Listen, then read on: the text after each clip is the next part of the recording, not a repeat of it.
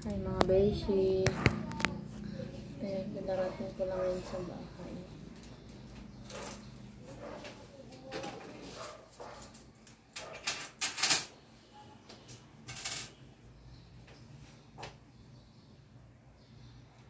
Grabe yan sa mata na lang po ko mga beshi.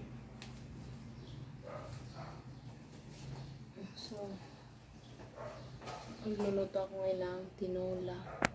Ayan mga beshi ko. Bumili lang ako ng pagkain kong silinyasi kasi hindi naman sila nagsisikay ng mga isda.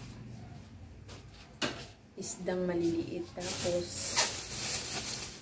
maggagata ako ngayon. Yung pang tinola ko mamayang gabi na. Matutulog muna ako ngayon. So ito.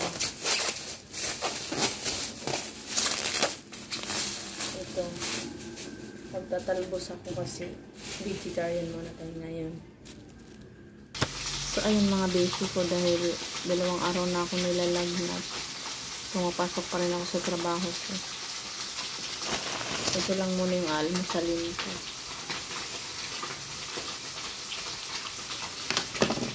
Wait lang, nasusunog na yung niluluto ko. Gusto ko nga magpaano mga beshi ko. Gusto ko nga magpa-ultrasound ng liver ko. Baka kasi may tama na yung liver ko.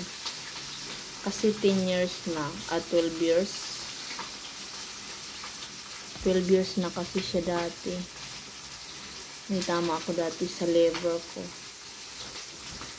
Ito lang. Naditik kasi dati. Nung nag-apply pa lang ako ng trabaho ko.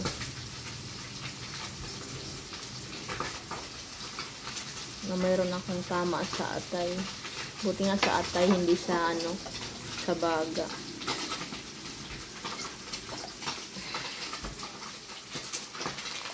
Hindi ko lang kung matamis ko siya.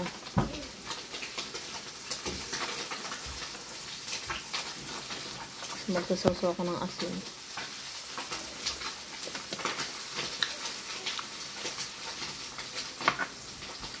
Matabang.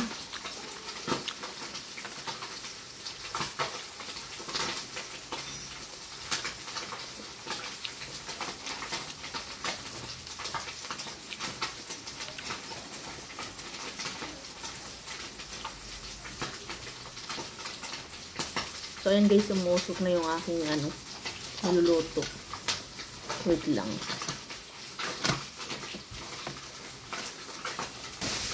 So, ito na mga beshi ko. Ang init. Ayan, luto na siya. So, tayo ko magpapak.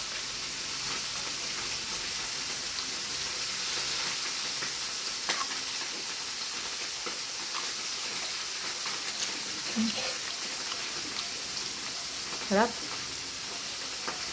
Kaso, mainit.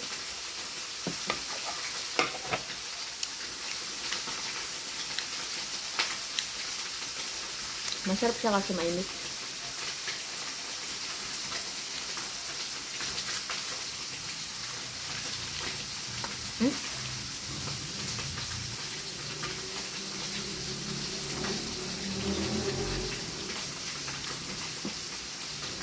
Matinik.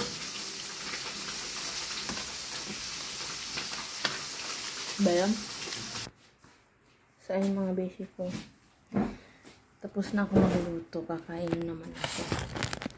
So, magbababay na ako ngayon kasi mag-live ako ngayon.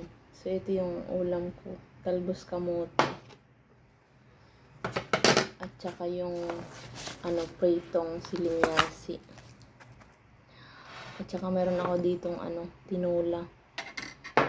Ang boring kumain. Wala na naman yung anak ko. Gumala na naman. Thank you God for the food, Amen. Sarap. And guys, magla-live ako sa YouTube. Thank you for watching.